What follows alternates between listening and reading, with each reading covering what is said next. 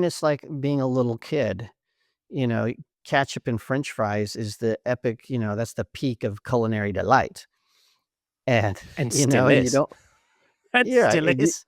it's like so delicious.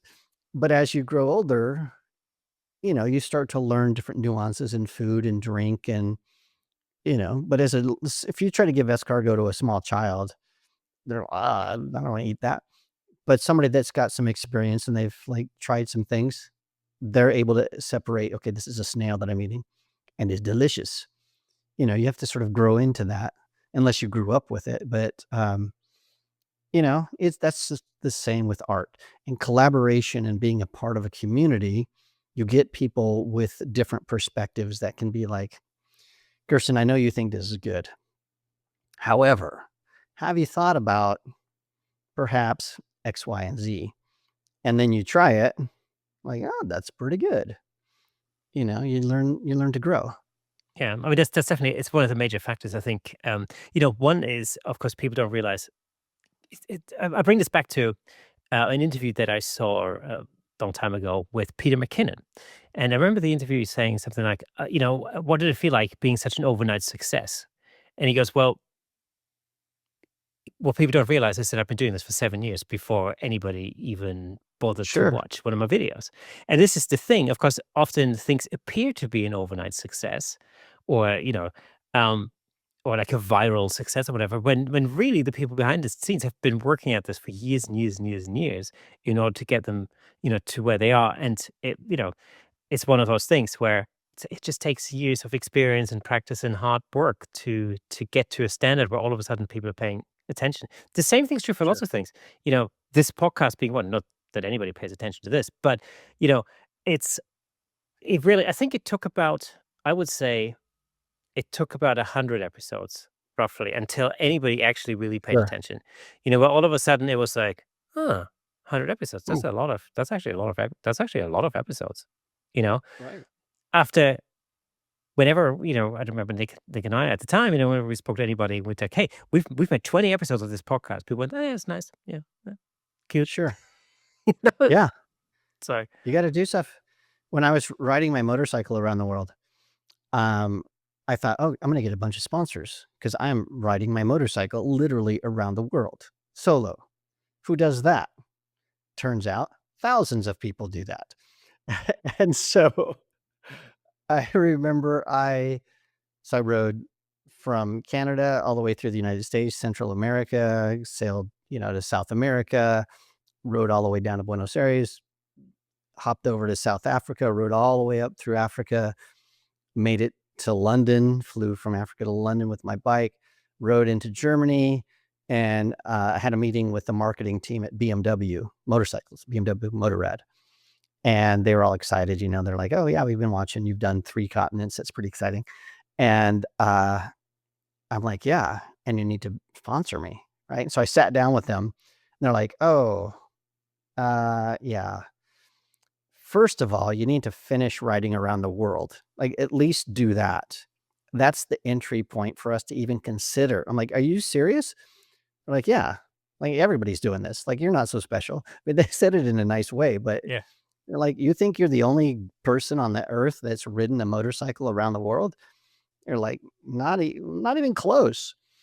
Um, like, the starting point is you gotta have, like, 60 countries under your belt before we'll even consider, and then you gotta be something special. Like, how are you any different than the other 500 people that have done the exact same thing? Like, do you have an on-screen persona that's different? Are you doing this for, some reason? Like, what makes you different? And, it's like, "Well, I'm a white guy who's, like, basically, they're like, "You got nothing special. You gotta be Kinga, or you gotta be, Itchy Boots. You gotta be somebody that has some story to tell that's unique." Like, "Okay, fair enough." Same is true of photography. The same is true of art. Like, what are you doing that sets you apart from everybody else? that's true. And you just reminded me of, the long way home or the long way Yeah, yeah. around. Yeah. Long So way this around, long way up, long way down, long way exactly. yeah. So there's a new season out. Long Way Home, Yep. I don't know if you've seen it. It's Ewan McGregor and Charlie Bowman riding through Scandinavia and stuff, which is super interesting because I love Scandinavia, Sure. and so they've managed to get through a few places that I've also been to, and it's just a fun thing to watch. But the thing there is, of course, the X factor there is it's Ewan McGregor. It's Obi-Wan Kenobi riding a motorcycle. You know, Well, the thing is, Charlie Borman has done tons. He's got a series out right now on YouTube where he's riding with BMW. Nobody's watching it. He did By Any Means, which he traveled around the world by any means, plane, tuk-tuk, car, whatever. Nobody watched it. He's done, like Charlie Borman has done tons of stuff. He's a much, much more traveled and storied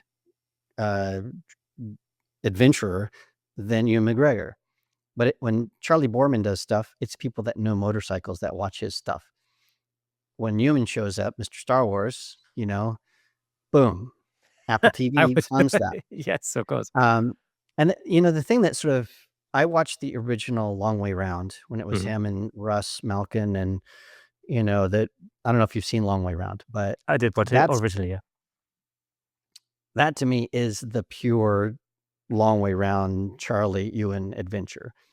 The other ones are a lot different. And from my perspective, and I know we're getting off into adventure travel, not photography, but I'll just tell you a gripe. So I have done almost every mile that they have done, but I've done it by myself with no crew, no safety net, no nothing. And when I was doing Africa, I I um I found out what a lot of their routes were, where they stayed. I found GPS coordinates, and there's this network of adventure travelers that share information. And so I found out, like, where did they go, because I wanted to go down the same roads. And what I found out was, I don't know about the other adventures, but in Africa, a lot of the places, how do I say this in a nice way? Some of the things they did for the camera, and they didn't really do them. And it was like, okay, like I stayed at this place on Lake Malawi where it was like this crazy difficult ride down into this place, and they stayed there. It's on the show on Long Way Down. And when I was staying there, I was talking to the guy that owned the place. He's like, yeah, they didn't even ride their motorcycles down. They couldn't do it. So we had to have locals ride the bikes down so that we could film the stuff here and then get them back out. And I heard stuff like that, not a lot. I mean, they legitimately have ridden their motorcycles through crazy stuff, for sure. I don't want to take anything away from that. Thank you so much for tuning in. If you enjoyed that clip, then press here for the full episode in glorious Technicolor. Hey, and don't forget to subscribe.